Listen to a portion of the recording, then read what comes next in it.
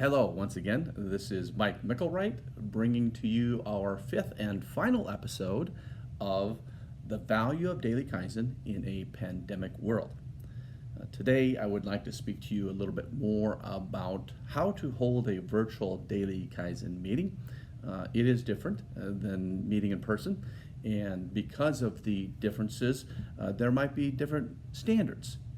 Meeting standards that you have and you should address, meeting norms or guidelines or whatever you want to call them, but we like to speak in terms of standards so that it's something that we do and we ensure that we always do, and they're always changeable for the sake of improvement. Okay, so first, because we're not together, and we only see talking heads. And sometimes we don't see the hands except for me when I'm gesturing, but for the most part we just see talking heads. So communication is really important with the physical gestures, the body stance, the way someone conducts themselves or stands or sits or whatever it might be, and it says a lot about communication. And so we don't have that luxury. So what does that mean? Well, it means that listening is now even more important. And so there's an old adage, a quote that many of you may have heard before, and so I'll recite that now and talk a little bit about the importance in a virtual daily Kaizen meeting. The quote is, "We have two ears and we have one mouth so that we can listen twice as much as we speak." And so listening does become very much more important than ever before, because we don't see the physical gestures. And it's important for us all, especially leaders, to understand what does a person mean and behind the words that they say. So keep that in mind. Perhaps put that quote on your virtual daily Kaizen board as a reminder to everyone. But some other things to consider in a virtual daily Kaizen meeting that you should address. First and foremost is the need for the webcam. Is it a standard? Is that something that's important to do? I would say that absolutely it should be on, in my opinion, where possible. I know that sometimes there are some network issues depending on where one lives, and that may not make it possible. So in the cases that it is possible, I would definitely try to make that a standard, because it is extremely important to see facial reactions and to see focus from each person in the meeting itself. Okay. The next issue to address is when people are not speaking, they should be on mute, and that seems to be a good standard. We don't need to hear the background noise. It's just a matter of operating one's laptop and the controls to make sure that we adhere to this, and this is out of respect for the person who is speaking at the time. Other things you can consider if you wish, is just like in the office environment, perhaps no food. I've seen some people use that, and other organizations not even address that at all. That's fine. It's up to you. You decide. If there is digital data that's required for the virtual meeting, make it a standard that it should be updated where possible prior to the meeting, and make it real clear what should be updated prior to the meeting, and perhaps in some cases when it should be updated.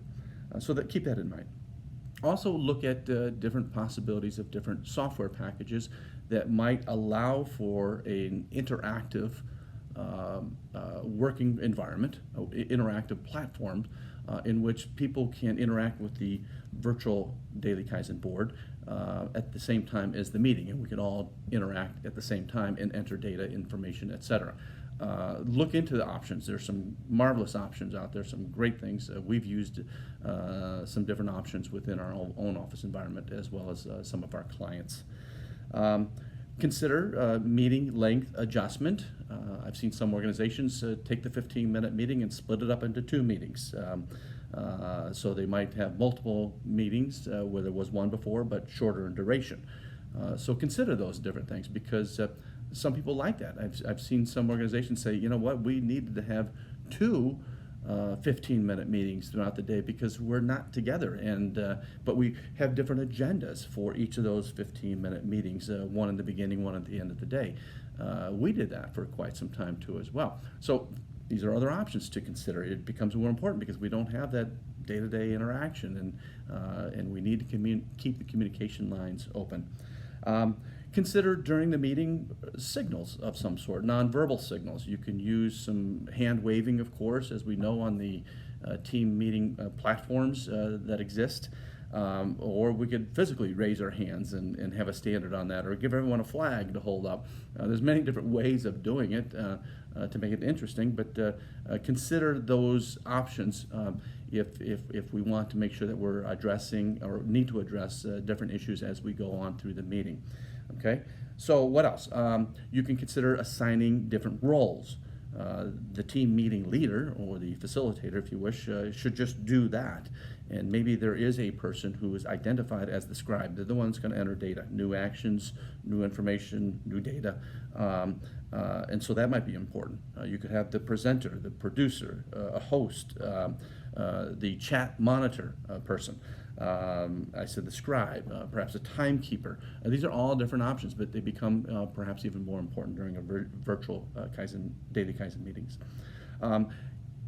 You should also, really important is to assess meeting effectiveness, especially during this transition, until at least there's a stable environment, and then move on from there. So get someone, a third-party person, to assess the meeting effectiveness, to see if it's adhering to the same rules and performance attributes that we used before when we had face-to-face meetings.